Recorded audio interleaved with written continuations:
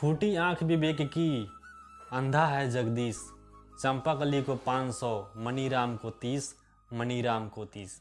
जी हाँ, मैं उसी महाकुंभ की बात कर रहा हूँ जहाँ लाखों महामंडलेश्वर आए, जिनसे देश ने कुछ नहीं सीखा, और एक भैंस की आंखों जैसी लड़की आई और सारी महफिल लूट के चली गई। लाखों उसके फैन फॉलोअर्स हो गए, लाखों लोगों की स्टोरी बन के रह गई।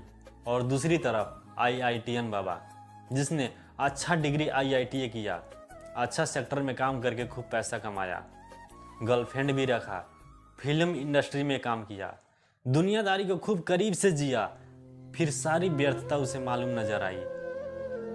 तब उसे लगा कि जिंदगी में सुकून की होना जरूरी है, और भाग दौड़ से रुककर स्वयं को साधने की ओर चला गया।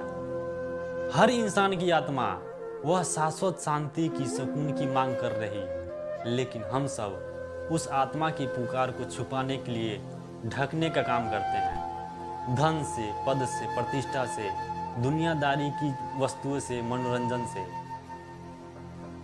ढकते हैं। हम लोग मर मर के जीते हैं और जी जी के मरते हैं। प्रतिपल मर रहे हैं इस दुनियादारी से। अलख जन्म तूने मरता होंदा, जीवित क्यों न मरे रे। सुकर सुअर खर गधा बन, कहीं कुरड़ी चरण जहोरे।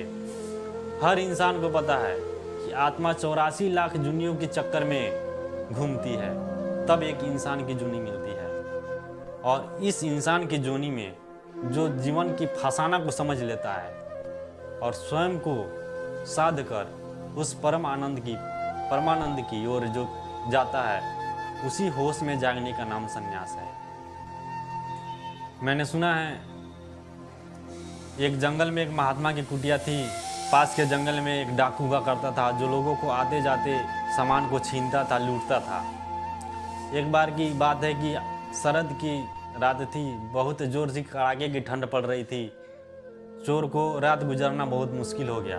उसने सोचा कि महात्मा की कुटिया में जाकर रात गुजार लूँगा, बाहर बहुत ठंडी लग रही है। उसने डरते डरते गया महात्मा जी से, बोला कि महात्मा जी दरवाज़ा खोलिए, मैं अंदर आना चाहता हूँ, बाहर बहुत जोर की ठंड है, रात गुजारना मुश्किल है, सुबह मैं निकल जाऊँगा। महात्मा बोले, तुम कौन हो, आधी रात में तुम क्या करने आए हो? उसने बोला, महात्मा जी मैं चोर हूँ, डाकू हूँ, बहुत नीच आत्मा हूँ। मेरे मन में हमेशा चोरी करने की, लूटने की ख्याल आता है, गलत विचार आता है, मैं लोगों को दुख पहुँचाता हूँ। पता नहीं ऐसा मेरे मन में क्यों आता है। महात्मा ने बोला कि तुम चोर नहीं हो, तुम गलत आत्मा नहीं हो, आओ अंदर। मेरे पास ओढ़ने के लिए कंबल नहीं है, देखो अंगीठी में आग जल रही होगी, वहाँ बैठ के रात गुजार लो। उसने जाके उस चिंगारी को कुरेद कर देखा, आग राख में बदल गई थी। आधी रात थी, ठंडा की मौसम थी, आग बुझ चुकी थी। महात्मा ने बोला कि देखो अंदर कुरेद कर देखो, आग होगी। उस डाकू ने देखा तो आग नहीं दिखाई दिया। महात्मा ने आकर कुरेदा, अंदर देखा तो एक छोटी सी चिंगारी दिखाई दिया। उस महात्मा ने कहा कि यह उतना ही आग है जितना एक पूरे संसार को जलाने के लिए आग चाहिए। इस छोटी सी चिंगारी से पूरे संसार जल सकती है।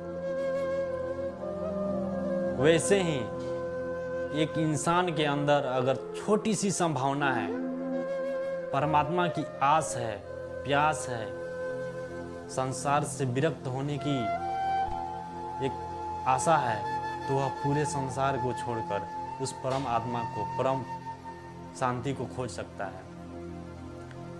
वह उतना ही संभावना है जैसे एक बीज को पूरा वृक्ष बनने की संभावना होती है।